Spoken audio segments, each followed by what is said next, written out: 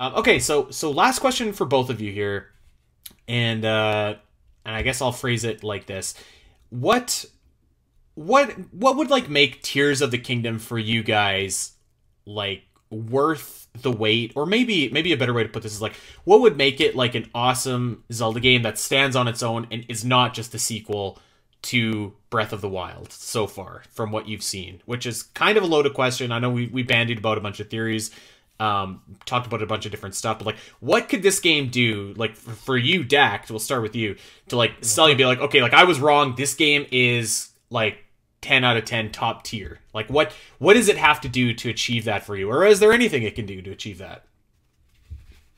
Yeah, I mean, there's certainly things it could do. If there was some gameplay feature that hasn't been shown yet that's just like crazy innovative, yeah, for sure. I kind of wish the because I guess we're going back to the same like Hyrule or whatever that like Breath of the Wild takes place in. I really wish it felt like a new land, a new place. The sky like land or sky, I don't know what they call them. Sky Islands. Calling them Sky Islands, Yeah. yeah. I wish they were more unique and abstract, and like they took some more risks with that, because they kind of just look like they took chunks of the land below and just copy and pasted them above it. And I would love if they would show like some really crazy stuff. Lillith, you touched on this, dungeons. I 100% agree. Breath of the Wild was also, dungeons were super weak. If they came out and showed these sick, awesome dungeons that are super unique, had awesome mechanics, didn't feel copy and paste, like were really were challenging and had some different like things you can get in them, awesome bosses, like that could be enough for me for sure. And maybe if they really just showed more of the story that was more compelling to me. Like there's definitely a lot of ways that they could really sell it to me more so. They just haven't, it's so close to like, it just needs that like X factor. It just hasn't hit me with yet. Like maybe like the bosses, I would love to see more boss battle gameplay, maybe some of that. They showed that awesome three-headed dragon thing. Like I wish I saw that. That's Gleeok from the NES game.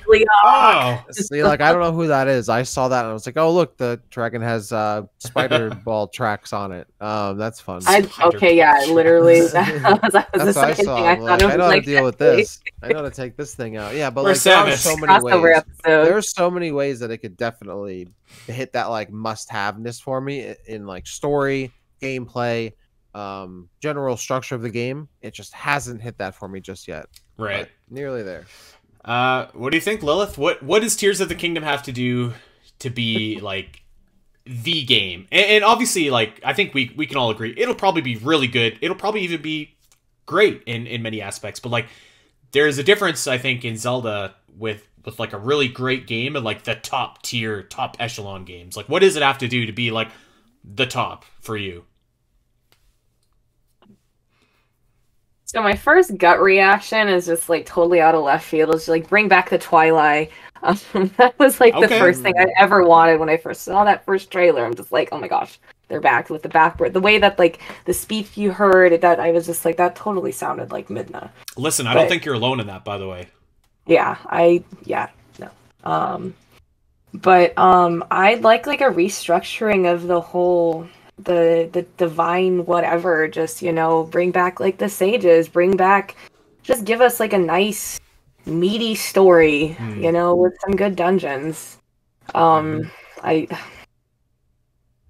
want some good lore, I want some good plot, I want some good dungeons. That's what it needs. Like Breath of the Wild, like it didn't have like a good like to me story or like plot. Like it felt so empty in that way. Everything was vague, you know. Everything's vague and like flashbacks and just like give me a nice active story. Like Majora's Mask was so captivating. Like there's a moon about to crash on you. Like there's a guy floating around. Like it was so active and like in your face and stuff happened. It was awesome and it was so different. And yeah, I wish this game was like full forward and like giving us a really awesome, unique, original story. I hope it does. I hope it does too, and I still think it could. Like they've been very, very intentionally vague with the marketing of this game, which is frustrating now. Certainly, for months on this show, I've just kind of been like with my fists towards the clouds about what we know, or rather what we don't know about this game. But I think that they could pull it off, and I think that, like, for me, like kind of like what you guys said, like, okay, let's bring back some dungeons, and like they don't have to be traditional dungeons in the sense of the word, but like maybe a couple structures that are reminiscent of what Hyrule Castle was like in Breath of the Wild. Like, we have like 4 or 5 or 6 of those around, like with dungeon items in them. Like, okay, we have bosses. Okay, that sounds good. And I thought the last trailer was encouraging, because there was that big insect thing that certainly looked like a Zelda boss to me. You know, a really captivating story. Like, okay, like let's, you know, this is what I want. And I think we're veering towards that as well. And the thing that I'm not entirely sold on yet is, like, I want like a new captivating world to explore. And that's kind of why we've hung our hat on this time travel thing, because like I think if there's time travel, or like a different Zelda verse or something, you're gonna get a little bit of freshness. Because I think you're right. Like, the Sky Islands weren't enough for me to be like, okay, like this feels completely different, because they kind of did look like more of the same, just like in the sky. So I guess we'll see. Yeah. We're close.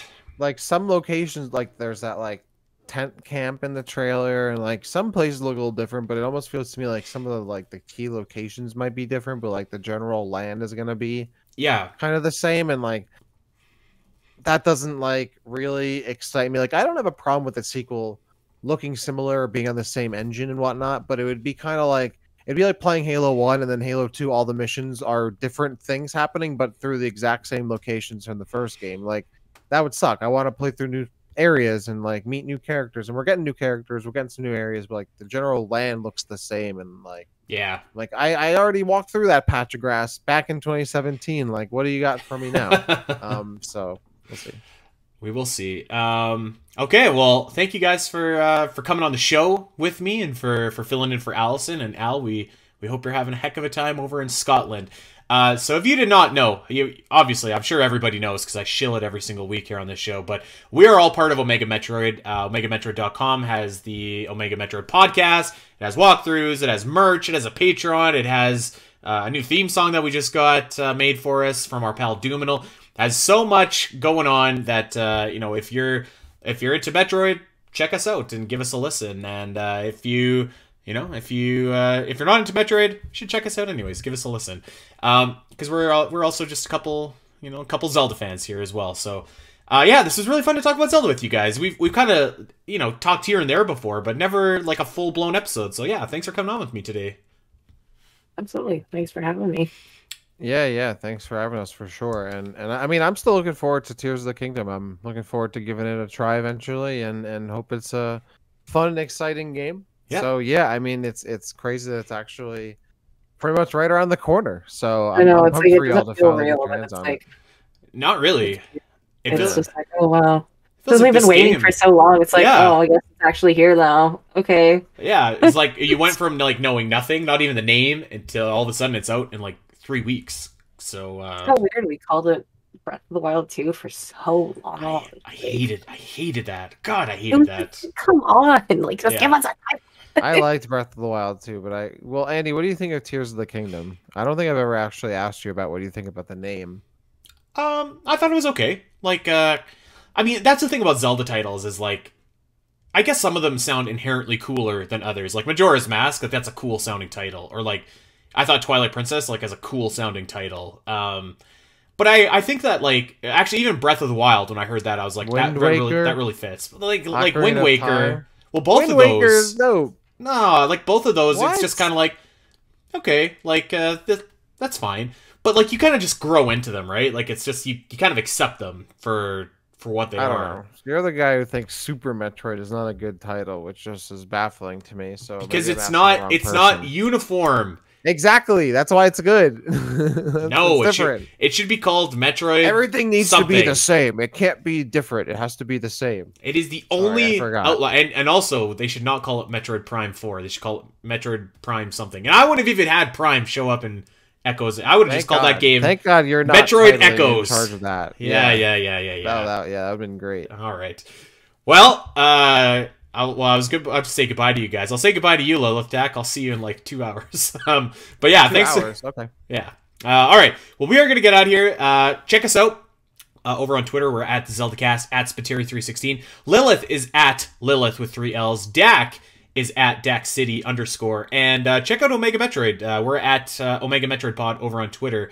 Check it out while you still can. Who knows how much longer Twitter will be around these days. So like and subscribe wherever you get your podcasts. Recommend us to that Zelda fan in your life. We're going to be back next week. Me and Gooey Fame are taking over the show. So we have a lot to talk about. Our pal Gooey just finished Super Metroid for the first time, by the way. He messaged me this morning. Wow. So excited to get his thoughts on Big that. achievement. Yeah, there we go. Okay, everybody, until next week, take care. Hey, everyone. If you enjoyed this clip and want to see more of the Zelda Cast, make sure to head over to your favorite podcast platform of choice and subscribe. There are over 200 episodes in the vault that will provide you with hundreds of hours of Zelda content for you to enjoy. You can listen to us when you're on a walk, fighting Ganon, trying to sleep, whatever. And if you want to see these shows as they happen, make sure to head over to twitch.tv/the Zelda Cast, where you can watch our beautiful faces talk about Zelda every single week. Don't miss out, and we'll see you next time.